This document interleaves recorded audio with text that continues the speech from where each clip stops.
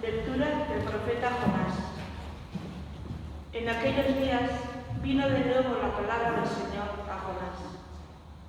Levántate y vete a Nínive, la gran capital, y pregona allí el pregón de Nínive. Se levantó Jonás y fue a Nínive, como le había mandado el Señor.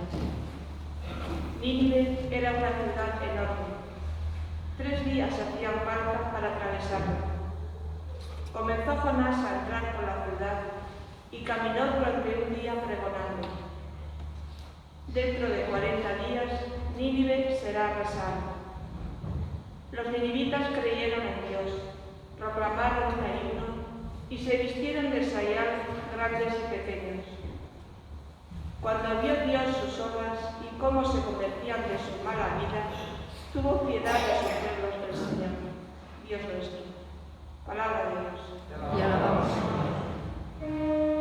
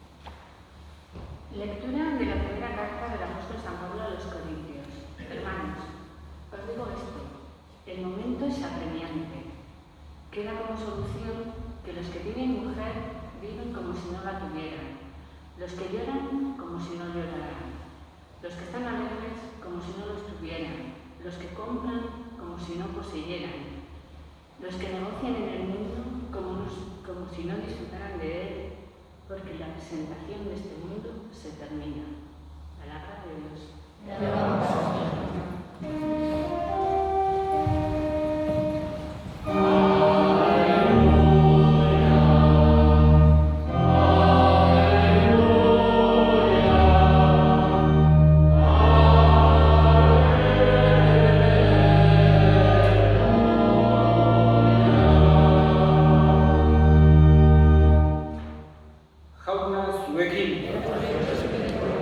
Jesucristoren evangelioa San Markosen liburutik.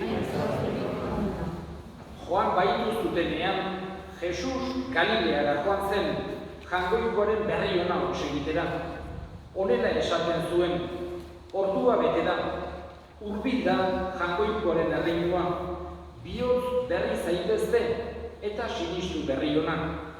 Galileako itsas bazterretik igarotzean, Simon eta Andres, Simonen anaia, ikusi zituen itsasoan sareak botatzen, arrantzaleak baiziren.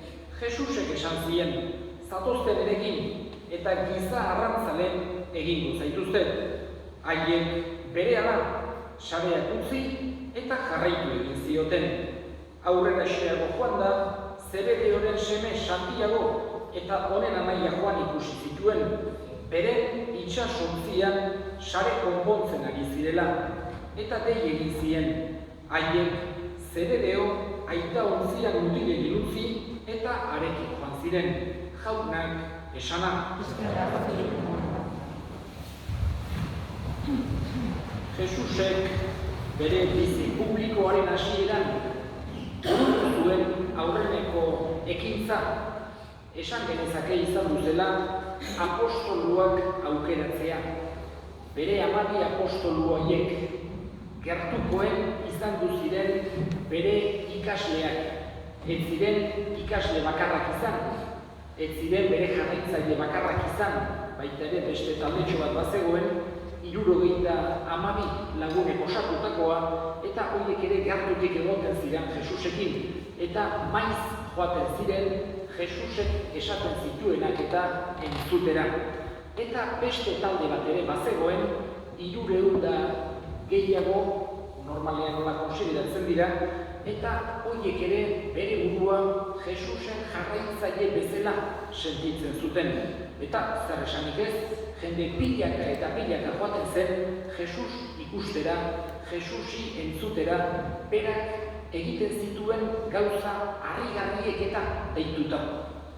Jesús lo primero que hizo cuando comenzó su vida pública, como estaba diciendo, fue escoger aquellos 12 apóstoles que tienen un sitio fundamental, vamos a decir, porque quiso que fuesen los testigos más cercanos de aquello que él vino a enseñar, aquello que vino a anunciar, aquello que él hizo. Por eso, aquellos 12 hombres que fue escogiendo Jesús, poco a poco, que llamó, podemos decir así, de viva voz, y que luego les dio un puesto, más que un puesto, vamos a decir, un cómpito especialmente importante, que era el hecho de testimoniar ante los demás aquello que habían visto y oído, y de una forma especial, el punto clave, podemos decir así, que es la resurrección, el hecho que funda o que da sentido a toda la fe cristiana. Y aquellos 12 hombres que no eran mejores ni peores que los demás, que no eran gente importante, ni gente fuerte, ni gente potente, ni gente influyente, ni nada de eso, aquellos 12 hombres compartieron aquellos 3 años con Jesús. Tenemos que pensar qué ambiente tan bonito tendrían entre ellos. A veces el Evangelio se deja entrever un cierto sentido del humor que tenía Jesús y que le decía cosas a los apóstoles, a veces tenía seguramente con mucho humor, etc. Vemos en los Evangelios también aquellos 12 hombres tenían los mismos defectos y pecados que podemos tener cualquiera de nosotros. Los escogió Jesús porque fuesen más que los demás, sino porque quiso que fuesen aquellos 12 los que fuesen testigos de aquello que él había venido a anunciar, el reino de Dios, la noticia nueva que nos estaba trayendo a todos nosotros. En ese ambiente que se fue creando, ellos fueron viendo tantas cosas, fueron escuchando tantas cosas, aunque también, como aparece en los evangelios, muchas de ellas no las habían entendido, y no las entendieron hasta después de la resurrección, cuando Jesús se lo explicó de una forma, vamos a decir, más clara, más sistemática, pero se les habían quedado en su memoria tantísimas parábolas, tantísimos hechos asombrosos, tantísimas cosas que para ellos habían sido tan novedosas, que habían vivido aquellos 3 años tan bonitos con Jesús. Como decía antes también, no eran los únicos seguidores de Jesús, había otro círculo de 72 e incluso unos 300 y pico que se consideraban seguidores de Jesús, aunque quizá no acudían habitualmente, pero sentían, cuando murió y resucitó Jesús, se sentían seguidores del mismo. Y aparte, y con esto termino, aquello que Jesús decía y hacía despertaba una gran expectación. Podemos ver grandes cantidades de personas que acudían a escucharle, que acudían a ver lo que hacía. Algunos iban por curiosidad, otros con ganas de aprender, o por lo menos ver aquello que decía o que hacía. Otros incluso iban para intentar buscarle contradicción, para hacer en contra de él.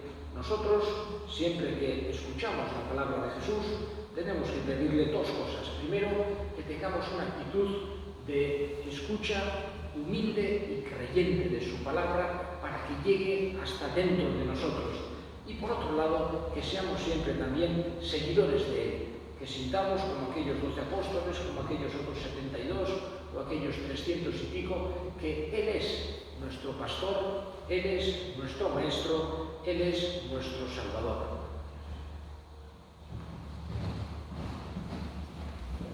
Creo en Dios Padre Todopoderoso, Creador del cielo y de la tierra.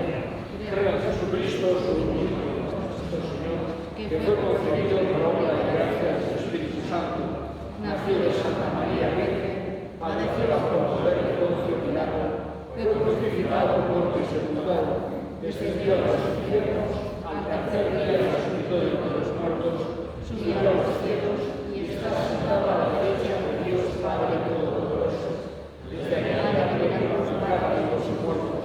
Creo en el Espíritu Santo, la Santa Iglesia Católica, la comunión de los santos, el perdón de los pecados, la resurrección de la carne y la vida eterna. Amén. Elevemos ahora nuestras súplicas al Señor. Pedimos especialmente por los obispos, especialmente por el nuestro, don Francisco, su auxiliar Juan Antonio. Ellos son los sucesores de aquellos 12 apóstoles. Para que Dios les dé fuerza, Dios les dé luz, roguemos al Señor. Vamos a pedir también por nuestros difuntos en esta Santa Misa. Encomendamos de una forma especial a Pello Erro y también a Miguel Nieve, para que Dios los tenga en su gloria, para que desde allí intercedan por nosotros. Roguemos al Señor. Escucha, Padre, la oración que te dirigimos por Cristo nuestro Señor. Amén.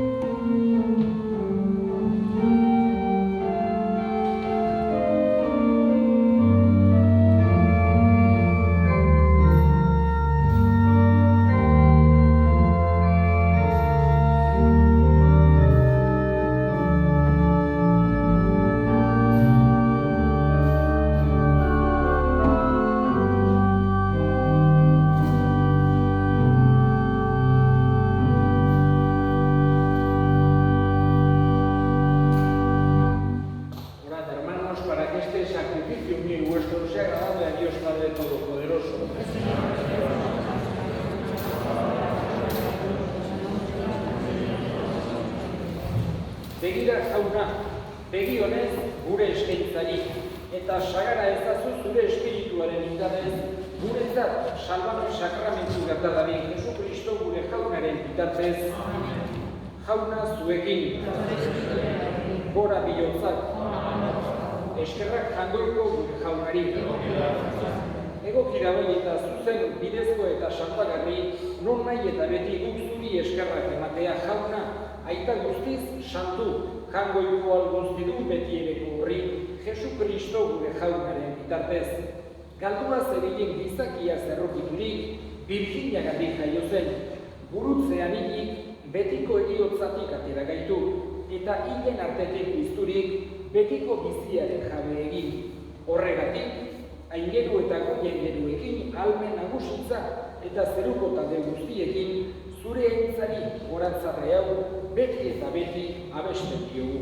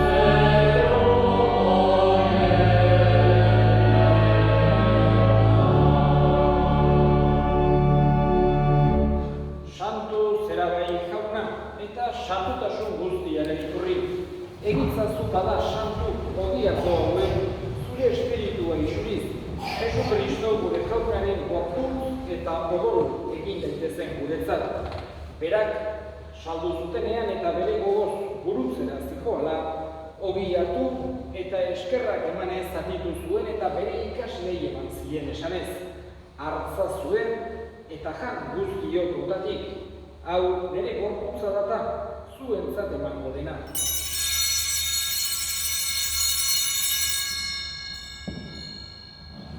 Era berean afalondoan kaliz harturik, berriz ere eskerrak emanez bere ikaslei eman zien esanez. Hartza zuen eta eran guztiok botatik, hau nire odolaren kaliza data, itun berri eta betikoaren odola, zuentzat eta askorentzat bekatuak barkatzeko isuriko dena. Egizue hau nire oroigarri.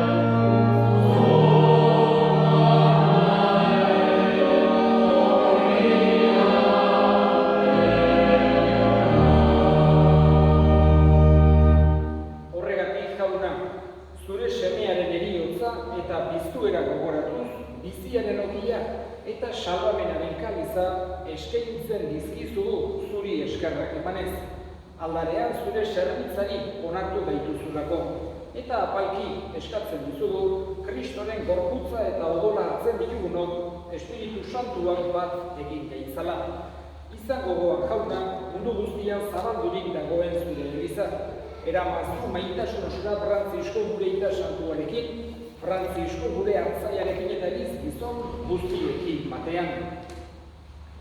Era berean izan gogoan jauna bizteko itxaropenean joan diran gure segideak, bereziki Bello Erro eta Miguel Nieve, eta eta hildako guztiak ere harritzazu zure aurpegiaren argitan. Erropizak izkigu arren, guk guztiok betiko bizitza iritsi dezagun, Jangoikoaren Ama Maria Birjina Kobatsuarekin, haren senar Jose Santuarekin, apostolu santuekin eta gizaldi guztietan zure adiskide izan diren santuekin, haiekin batean gore zaitzagun Jesu Kristo zure semearen bitartez. Honen bitartez, honekin eta honengan, zuria eta Jangoiko alguztidun horri, Espiritu Santuarekin batean, ospeta aintza guztia, gizaldi eta gizaldi guztietan.